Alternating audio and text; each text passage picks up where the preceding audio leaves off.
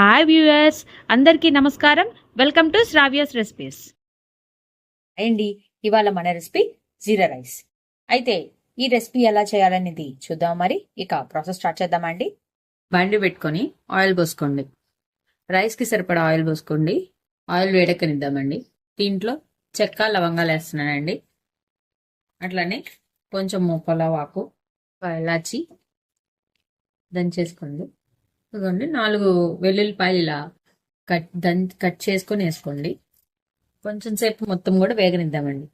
దీంట్లో కొన్ని శనగకాయ గుళ్ళు వేద్దాం. గోల్డ్ వచ్చేదాకా వేగనిస్తున్నామండి. ఫస్ట్ కొన్ని బఠానీ వేసుకుందాం. ఇప్పుడు కొంచెం జీరా వేసుకుందామండి. ఈ జీరా కొంచెం ఎక్కువ వేసుకోండి, ఎందుకంటే జీరా రైస్ కాబట్టి జీరా ఎక్కువే పడుతుంది. ఒకసారి మొత్తం కలిదిప్పుకుందామండి. కలిదిప్పుకొని మంచిగా వేగిన తర్వాత ఏం చేయాలో చూద్దాం. కొంచెం ఉల్లిపాయలు, పచ్చిమిర్చి మంచిగా వేగనేయండి. మొత్తం కూడా కంప్లీట్ గా పచ్చివాసన పోయేదాకా వేగనిచ్చుకుందామండి. ఇప్పుడు రైస్ కి సరిపడా ఉప్పు వేసేస్తున్నానండి. మొత్తం కూడా కొంచెం వేసుకోండి, కావాలంటే మళ్ళీ వేసుకోవచ్చు. మొత్తం కూడా కలిపికొని ఉల్లిపాయలు అంతా కంప్లీట్ గా గోల్డ్ షేడ్ వచ్చేదాకా వేగనివ్వాలండి. మొత్తం వేగిన తర్వాతే రైస్ వేసుకోవాలి. ముందుగా అన్నం వండుకొని ఉంచుకోవాలండి. మనం ఎంత వండుకోవాలనుకుంటున్నామో అంత వండుకొని ఉంచుకోవాలి అన్నము. ఒక స్పూన్ జీరా పొడి వేస్తున్నాను. ముందుగా ఇలా జీరా పొడి పట్టుకొని ఉంచుకోవాలండి. జీలకర్ర వేయించి ఇలా మిక్సీ చేసుకొని ఉంచుకోవాలండి. వేయించి ఇలా జస్ట్ ఒకసారి కొంచెం సేపు మళ్ళీ ఇది కూడా కలిపి మగబెట్టి అన్నం వండుకొని ఉంచుకున్నాం కదండి, ఆ రైస్ వేసేసుకుందాం దీంట్లోకి.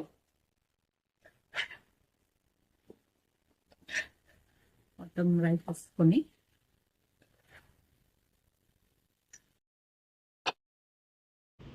రైస్ అంతా కూడా మొత్తం కూడా మనము కలిదిప్పుకోవాలండి. మొత్తము ఇప్పుడు ముందుగా వండుకొని ఉంచుకున్నాం కదా, కొంచెం అలా గడ్డగా వచ్చింది. విడి చేసేసుకొని పొడి పొడిలాడు చేసేసుకొని మొత్తం కూడా రైస్కి పట్టేటట్టు కలుపుకోవాలి. మొత్తం కూడా కలిపేసుకొని లాస్ట్లో ఒకసారి మళ్ళీ చూద్దాము. కొంచెం ఇంకొంచెం జీరా పౌడర్ పట్టిద్దండి, వేస్తున్నాను నేను. జీరా ఆల్రెడీ విడిగా వేసానండి, కాకపోతే నాకు పౌడర్ బాగుంటది, అందుకని పౌడర్ జీరా అంటే పౌడర్ బాగుంటది, అందుకని జీరా వేసి పౌడర్ వేసుకుంటున్నాను. మీ ఇష్టం అండి, ఇది ఆప్షనల్. మీరు కావాలంటే డైరెక్ట్ జీరా వేసేసుకోవచ్చు. నేను కొంచెం జీరా వేసి పౌడర్ వేసుకున్నాను. మీరు లేదంటే కంప్లీట్ గా జీరా వేసేసుకోవచ్చండి. ఇట్లా కొంచెం సేపు ఉంచుకుందామండి. మొత్తం కలిపిన తర్వాత ఇప్పుడు ఇట్లా లాస్ట్ లో కొంచెం కొత్తిమీర వేసుకుందామండి. కొత్తిమీర వేసుకొని కలిపుకుందాం.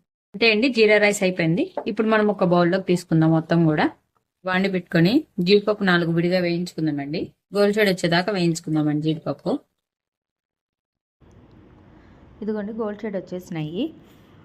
ఇప్పుడు లాస్ట్లో మనం కరివేపాకు వేసుకుందాము. కరివేపాకు వేసుకొని వేయించేసుకొని ఇప్పుడు ఈ 2 వేయించుకున్న తర్వాత మనము ఆల్రెడీ ప్రిపేర్ చేసుకున్న రైస్ ఉంది కదండి, ఆ రైస్లో ఇది లాస్ట్లో వేసేసుకోవటమేనండి.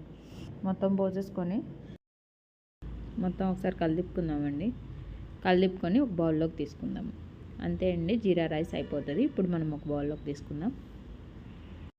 అంతే అండి, చాలా సింపుల్ అండ్ ఈజీగా అయిపోయే జీరా రైస్.